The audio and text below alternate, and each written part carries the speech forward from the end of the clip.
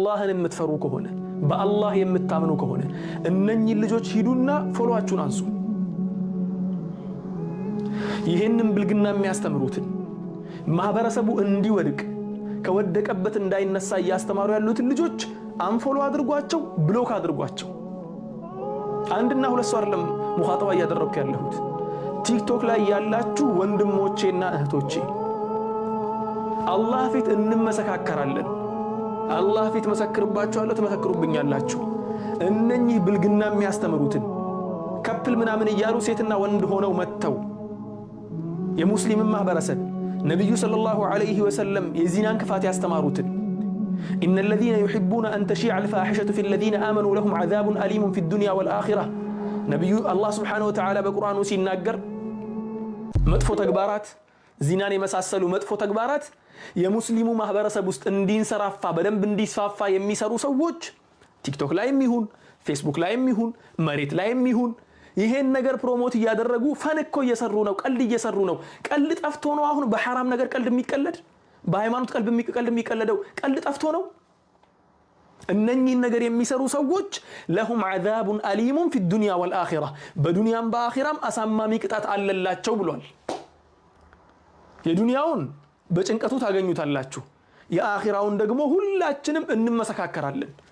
እኔም መሰክርባችኋለሁ፣ እናንተም ትመሰክሩብኛላችሁ።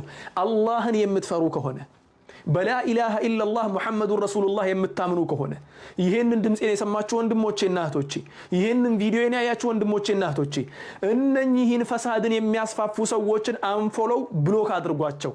አለቀ። ይሄንን ስላችሁ ደግሞ አንዳንዱ ለራሱ ፎሎው ፍለጋ እኔ ሲጀመር ቲክቶክ ላይ ፎሎው ማግኘት እየቻልኩ እየሰራሁበትም አይደለሁም። ከፎሎው ዓለም ውጭ ነው ያለሁት ስላልተመቸኝ ጊዜም ስለሌለኝ እዚህ ላይ የማጠፋው ጊዜም የለኝም ሲጀመር።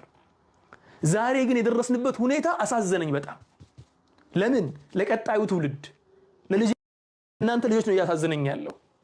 እነኚህ ብልግናን እየሰሩ ያሉትን ሰዎች ስራችሁ ገብታችሁ ፎሎው ያደረጋችሁ ላይክ ያደረጋችሁ የነሱ ተመልካች በጨመረ ቁጥር ፈሳዱ እየተስፋፋ ክፋቱ እየተስፋፋ መልካሙ ነገር እየጠፋ እያፈሩበት ይመጣሉ። መልካሙ ነገር የሚያስተላልፉት ሰዎች ይሄን ነገር ስናገር ከተለያዩ አካባቢ ሰዎች እንደማይሰድቡኝ እየገመትኩ አይደለሁም። ላ ይሰድቡኛል፣ በደንብ አድርገው ያጥረገርጉኛል። አቃለ ይሄንን ስራዬ ብለው እኔን መስደብ እኔን ማዋረድ ይቀጥሉበታል ወደፊት።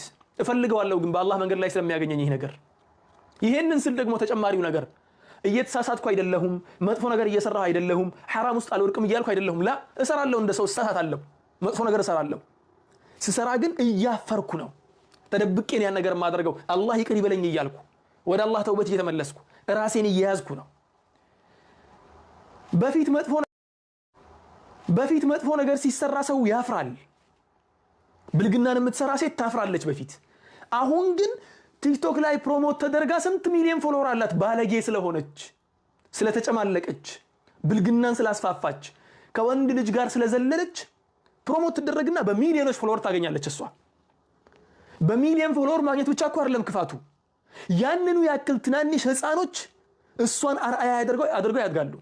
ያን እያሳደጋችሁ ያላችሁት ደግሞ እዚህ ጋር ተቀምጣችሁ ቪዲዮዬን እየተመለከታችሁ ያላችሁት ወንድሞቼና እህቶቼ ናችሁ። አላህ ፊት እንመሰካከራለን ብያለሁ።